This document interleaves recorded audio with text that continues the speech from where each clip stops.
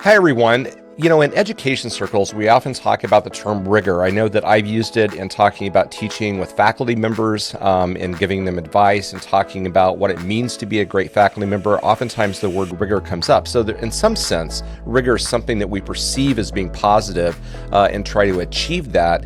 But I think there's a lot of slippage in how we use that term. We don't often define what we mean by rigor. And in fact, on a flip side of that coin, too much rigor may not be supportive of students as they're learning information.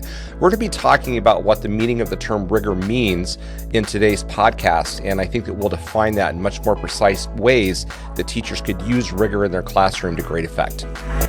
Welcome to Teaching Matters, a podcast exploring all things teaching and learning.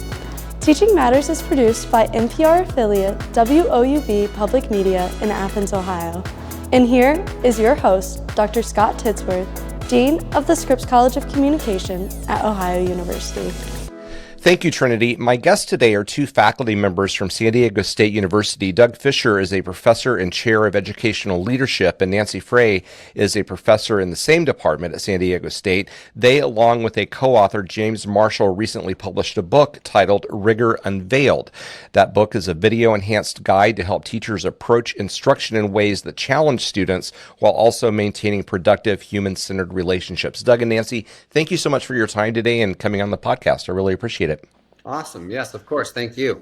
Thank you so much, Scott. We've really looked forward to it. Yeah, I really enjoyed looking through your book, and I can immediately see how it could be a tremendous resource for people like me that's an administrator, but also faculty that are just wanting to increase their teaching skills. So, Nancy, I want to start with you. In the beginning of the book, and also in other writings that you and Doug have done together, I looked at an article on educational leadership. You really talk about some of the misconceptions about the term rigor that I started the podcast with. We use that term a lot, but we don't really know what it means, do we? Exactly, Scott. And what has emerged over the years especially is that it's sort of a vague notion. Somebody's being told, your class isn't rigorous enough. Well, what does that actually mean? There was an interesting poll that was done by Education Week a couple of years ago, asking educators, what are your least favorite educational terms? And rigor was up there at the very top. And what they noted in particular, I thought the comments were really instructive, was especially that there was one quote that rigor was used as a dull cudgel against teachers to be able to say, oh, you're not rigorous enough.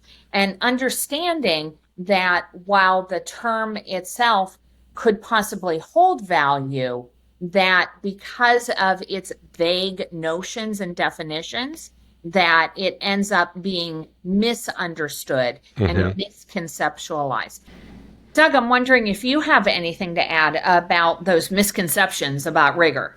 I really appreciate you recognizing that this is a least favorite word because it's so confusing, unclear, and has been used against people. And at the same time, how do we not try to create rigorous learning experiences for our students? How do we not try to challenge them? And the students are saying in surveys, they want more challenging work. They want to experience the struggle and the challenge of learning. So we had to put our definition out there, and we essentially said, rigor is about high expectations. It's about really good and meaningful learning experiences and the support to achieve that greatness. It's not just making things hard for young people. It's not just saying, a whole bunch of people failed, a bunch of students failed this, it must be really rigorous. It's around the support and the learning aligned to those high expectations.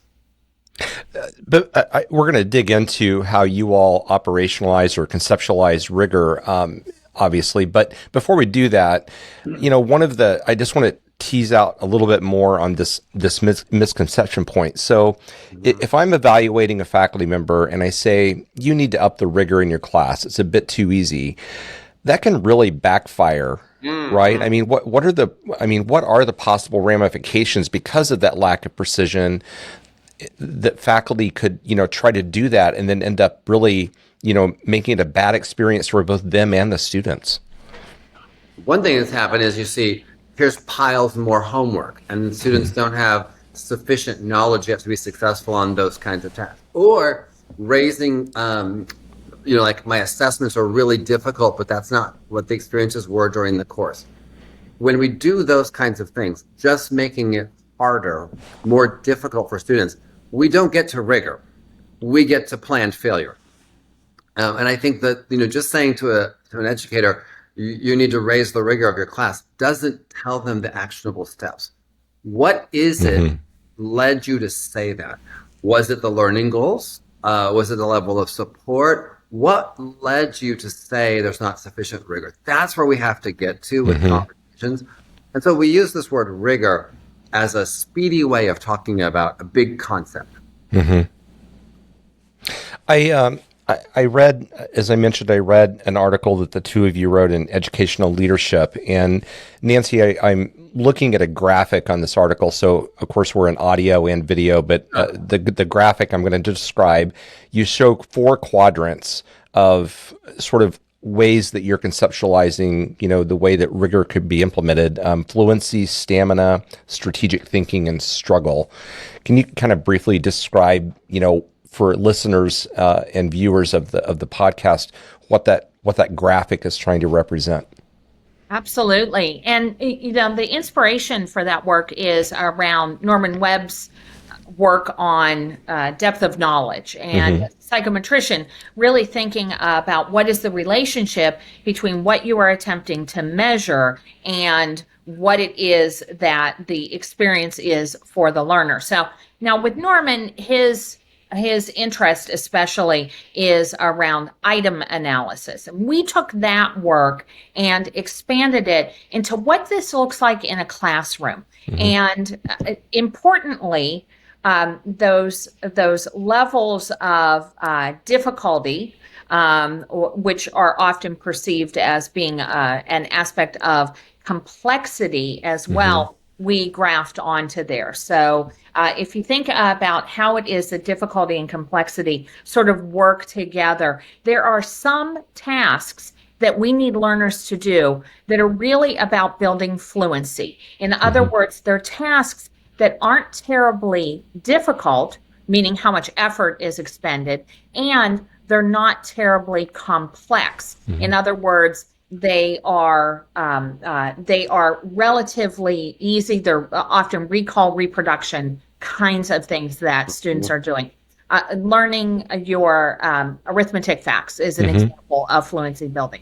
But that, of course, isn't sufficient. You've also got to have some tasks that are that really kind of get at stamina building. Now, those tasks are going to be a little bit more difficult. They require a bit more effort, but they're still not terribly complex. And this is really about being able to tease out a learner's increasing ability to be able to hang with a particular task. That third quadrant bumps up the relative complexity as well as being able to kind of scale on levels of effort or difficulty.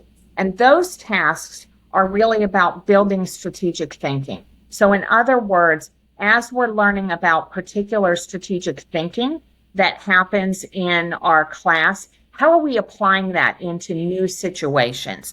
And then that fourth element is really around building struggle. And those are tasks that are both highly difficult, they require a lot of effort, and they're highly complex. They require a lot of cognitive and metacognitive work that's happening. And what we've articulated is that a class needs all of those experiences on a regular basis. Sometimes we're building towards fluency, sometimes we're building our stamina, sometimes we're building our strategic thinking, and sometimes we're really, as instructors, going after that struggle that we want us to engage in. So, Doug, this concept around rigor, then, when it makes its way into the book that you just recently published, rigor takes on more than just being a term. It becomes an acronym. What does it stand for? Awesome. So as Nancy was saying, she was talking about the rigor of the tasks we give students and balancing between, some more fluency building kinds of things versus stamina, etc. But then we went bigger and we said, what would rigor look like if you observed it in the classroom? And we went through a process of crowdsourcing. We went through a expert review to narrow these down. And they fit into some categories. The first and I think foundational part of rigor is relationships. Do the teachers have strong relationships with students?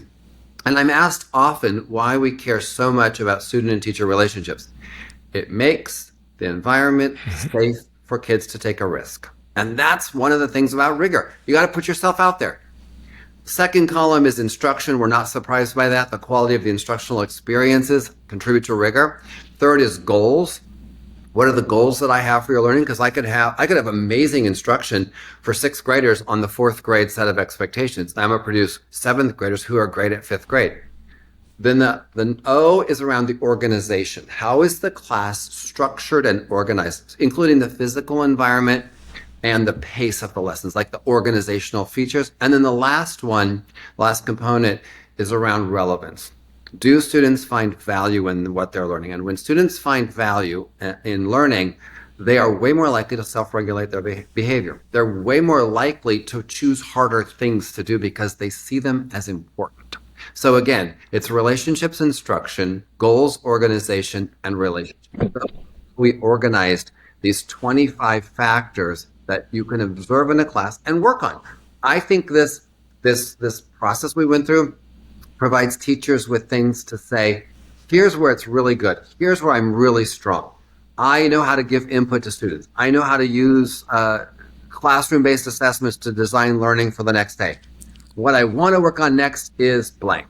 Mm-hmm. Nancy, as you think about how people might use the way that you all conceptually define rigor, do you think that's a process that is, I'm trying to think about the skills. Do you think that there is a pathway through that is right, or does that vary from one person to another? In other words, if I used your book and I was trying to improve my instruction, the natural tendency is to start with tab 1 on relationships and work my way through it. Is that the right way to do it, or do you think that it might be more of a circular approach for some people? I think that it really depends on the teacher or the instructor and what it is that the teacher or instructor is already accomplishing, as well as what are some next steps. So what we hope happens is that there is first and foremost a highlighting, a building of expert noticing, if you will, about what are the conditions, what are the factors that are currently happening in my classroom. In other words, to engage in some self-assessment. And then to make some decisions about where it is that you want to be able to place your next steps efforts. As Doug described, there are these 5 broad categories, and within each of those 5 broad categories, there are 5 specific actions that are linked to that. That's 25 altogether. And it can be really hard for an instructor or for a classroom teacher to be able to say, I'm going to take on all 25 at once. Mm-hmm. So developing some expert noticing, here are things that are happening in my classroom that I'm doing pretty well, and how do I make decisions about where it is that I want to put my next steps efforts? And Doug, turning back to you, when I was looking through the book and trying to process the lessons, of course, the title of the book says that it is supplemented and augmented with video. So the relationship tab, which is the first one that I started looking at, had videos of a classroom teacher. It had a video of Nancy talking about using students' first names. Then it had a video of a classroom teacher that is greeting and fist bumping her students, greeting them by name as they walked in the classroom, and then a coach that sort of debriefed that. So 3 videos about this one concept of using names appropriately. Fascinating to me because, as a communication professional, of course, this sense of immediacy with students is something that is a part of the emotional environment of the class. Why do you all think that using names appropriately is so important? And I think using names is more than greeting students at the door. I think greeting students at the door has tremendous research, and we should do it. But using names in productive ways, our names are very personal. They're given to us by other people who care about us deeply. How we pronounce our names, how we say our names, the things we think about with our names are very, very personal. And we unfortunately have some evidence from Russ Qualia's studies that about 52% of kids say my teacher doesn't even know my name. But used in productive ways, we still see students who only ever hear their name as a correction, never in a positive way. As soon as they're doing something wrong, it's Anthony, and yes, we do use names as corrections. I'm not saying we never do that. But when does that learner also hear the name in a productive way? And if your name is never being used in a productive way, in a growth-producing way, you're going to start to check out. It's not going to be a safe place. And so when your teacher asks you to do something that you find challenging, if you don't have that good relationship, my teacher knows me, my teacher knows my name, my teacher knows things about me, you're probably not going to take that risk. And that's now compromising the rigor of your learning experience. Nancy, I seem to recall in your background that you have special ed. Am I remembering that correctly? Okay. In the organizing tab of the book, one of the skills for teachers to develop is to organize and structure their classroom in a way that's accessible for all bodies. Let's say that I was a teacher that I just didn't have the sensibilities to recognize that, to see that my classroom wasn't set up in a way that was inclusive, welcoming, and provided an environment that was conducive for all students. So you're my coach, and I look at the tab, I read through the information. What are ways that you maybe would advise me to get started so that I could go from an unconscious, incompetent state to raising my level of ability to recognize the needs of my students and adapt my classroom to it?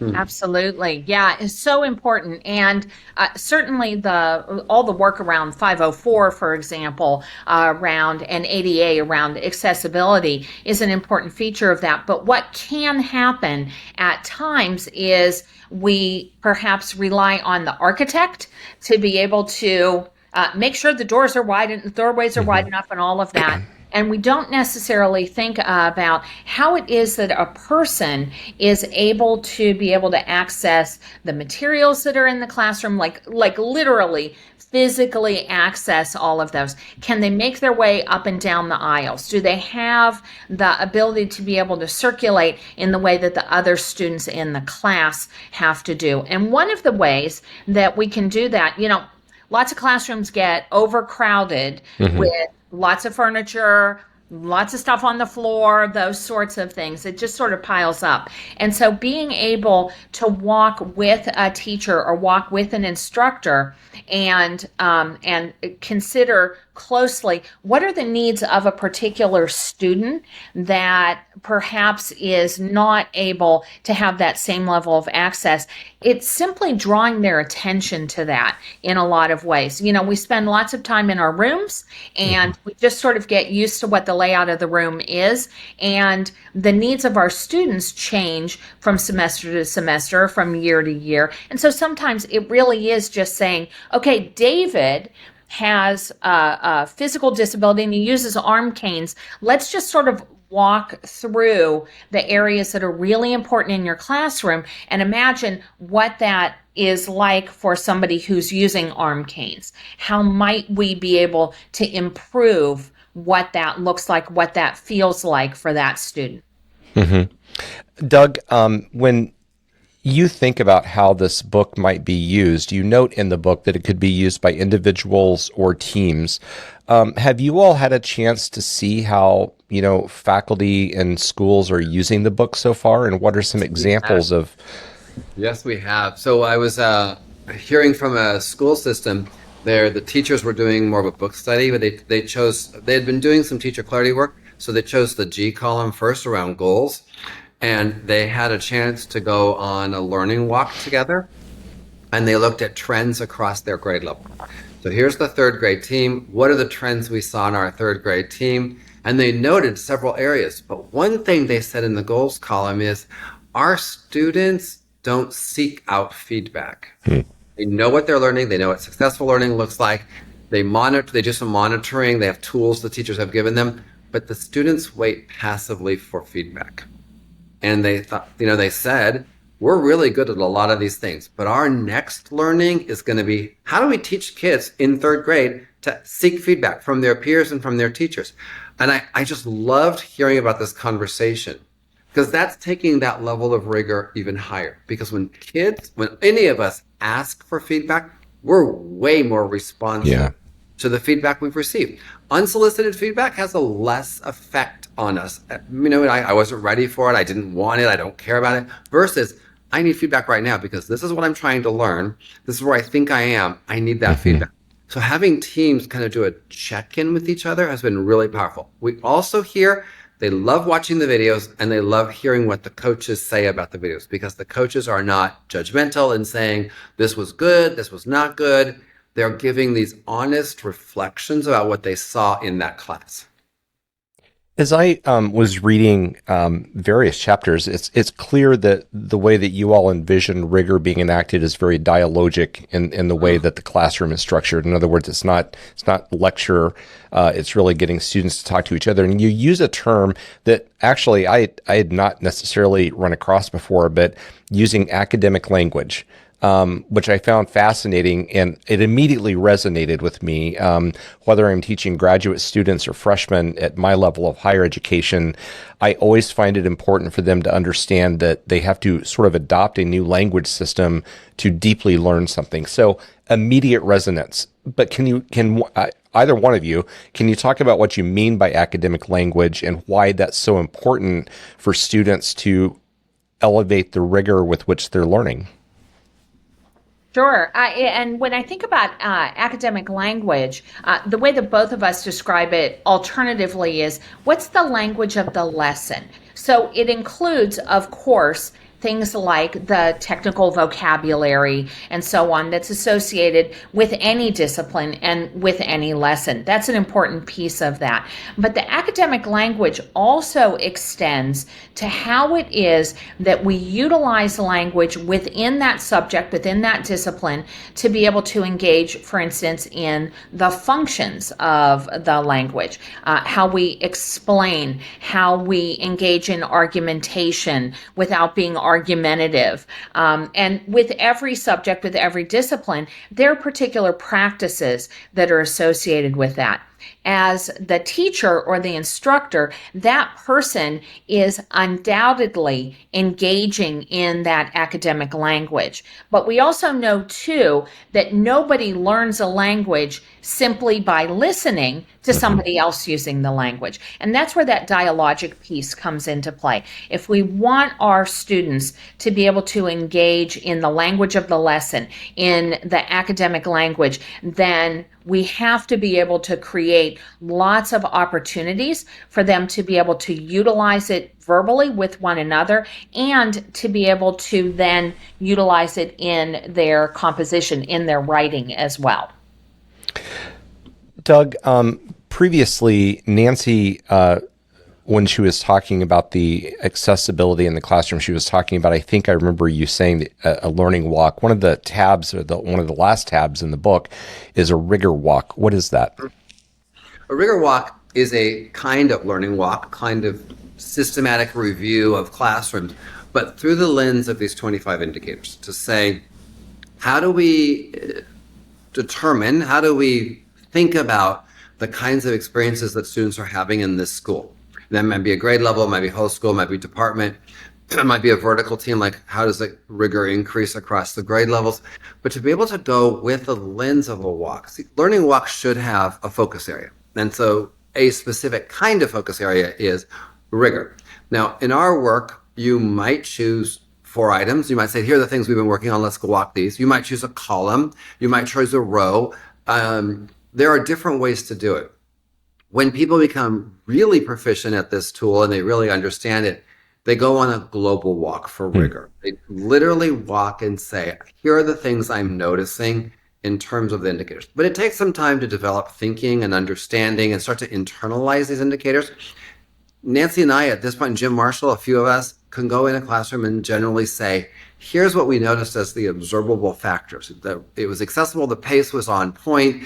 We saw the teacher collecting evidence and adjusting the lesson in real time. We saw really strong relational trust in the classroom. We saw students raising their hands. Lots of students want to participate. So we bounce around there. When we talk with students, they say, this is really important to learn because we have to prepare for this project we're doing, and I really want to know this. So you start to move into much more integrated approach rather than 25 discrete categories. One of the questions I always like to ask people who do research and think about classroom instruction as the two of you do is, how has your own teaching changed because of the work that you've done in this area? You want to start, Nancy? I think that it highlights, and thanks for asking that, Scott, it highlights expert noticing. And that really is kind of a center idea within this work, but that expert noticing is not something that we simply push out to other people. Yeah. It causes us to become more expert in the noticing that we're doing. So even just small subconscious kinds of things. Am I paying attention to how it is that I'm using the names of students? Am I paying attention to how it is that I am setting forth the goals, for example, with students so that they and myself have agreement on what those goals are?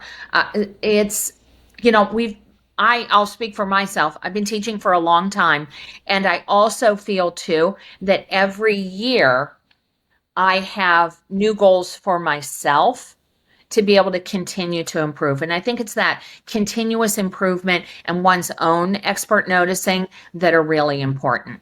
Mm-hmm. Doug, what about you? Yeah, I would add, so I think goals, we've been doing this for a long time. We try, whether adults, whether they're high schoolers or whatever, here's what we're learning, here's why we're learning this, here's what success looks. I think we're good at that.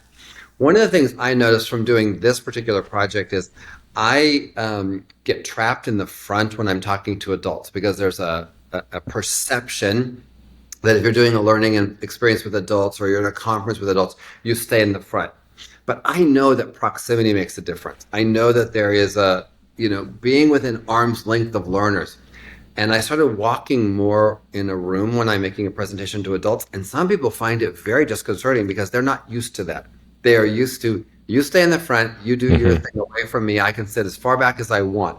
And I think because I'm moving more commonly through these rooms, I can hold people to higher expectations. I'm walking around. Now, when I have group work in the room, I walk around and listen to the groups because it informs me. It's like, oh, they're understanding this, I can go faster, or this is not landing very well, I got to revise it. But just in my regular interactions, I wasn't moving as much around the room because I was kind of stuck in the presenter place. But if I go back to like being at high school, I move around the room all the time, making laps, rounds, monitoring, being vigilant. So that's one thing that's really changed for me and how I think about it. Yeah, I think that's interesting. And really it goes back to the relationship tab and that part of rigor, that idea of proximity and immediacy. Even in my own research back in the day when I was, actively doing it, I mean, the effect sizes on what immediacy in a classroom does for student learning is pretty amazing. So, yep. Yeah. I know how I would answer this, but I want you to answer it because you're the authors. Is there a particular level of educator for which this book is most appropriate, or do you view it as being something that could span from pre-K all the way up to higher ed? I see it as something that can span all of that, and I think Doug and Jim would agree with that as well. A chief reason why it was that we developed this, why we've done correlational studies with it and so on, is because we want to be able to create lots of opportunities for groups to be able to calibrate. I'll go back to the first comments that we had about the vagueness of rigor. And a lot of that vagueness is because there hasn't been calibration. What one person thinks of as being rigor is not necessarily the same as their teammate or colleague feels as well. And so this idea of being able to calibrate so that we can reach agreements about what it is that we're noticing, that there's some inter-rater reliability, if you will, when we go into classrooms, is an essential part of this. And that's something that educators, whether they're working with 3-year-olds or they're working with 43-year-olds, can engage in with colleagues. I would add, it's also about the new teachers.